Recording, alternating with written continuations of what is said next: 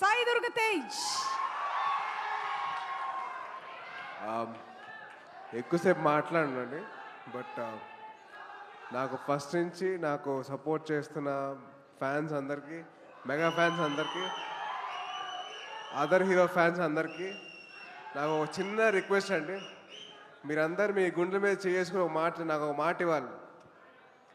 టీవీలో చూసే వాళ్ళకు కూడా, యూట్యూబ్లో చూసే వాళ్ళకు కూడా గుండె మీద చేసుకొని ముందు మీరు గుండె మీద చేసుకున్నప్పా.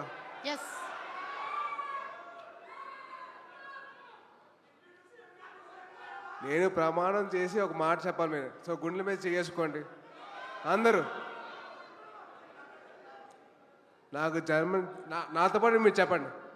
నాకు జన్మనిచ్చిన తల్లిదండ్రులతో ఒట్టేసి చెప్తున్నా, అలాగే అలాగే ఆ అమ్మాయికి, నేను ప్రేమించిన అమ్మాయికి నేను ప్రేమిస్తే చెప్తున్నా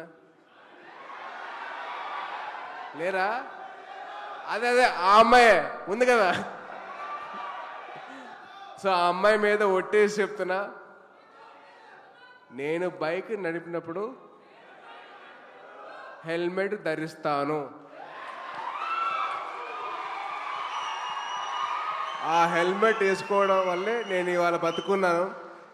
సో దయచేసి మీరందరూ నాకు ప్రమాణం చేశారు కాబట్టి మీరు హెల్మెట్ ధరించి బైక్ నడిపిన. Thank you so much. And అలాగే ఈ స్టేజ్ మీద ఉండడానికి కారణమైన మా ముగ్గురు మాయిల్కి ఎప్పుడు దాసోనే ఉంటాను. నేను ఎప్పుడు ఒక రుణపడి ఉంటాను ఆయనకి, వాళ్ళకి ముగ్గురికి. So thank you so much. అలాగే మీ ప్రేమను పొందే అవకాశం నాకు దక్కింది. మళ్ళీ మీ అందరూ ప్రే చేసి నన్ను ఇక్కడ దాకా తీసుకొచ్చారు. So thank you so much.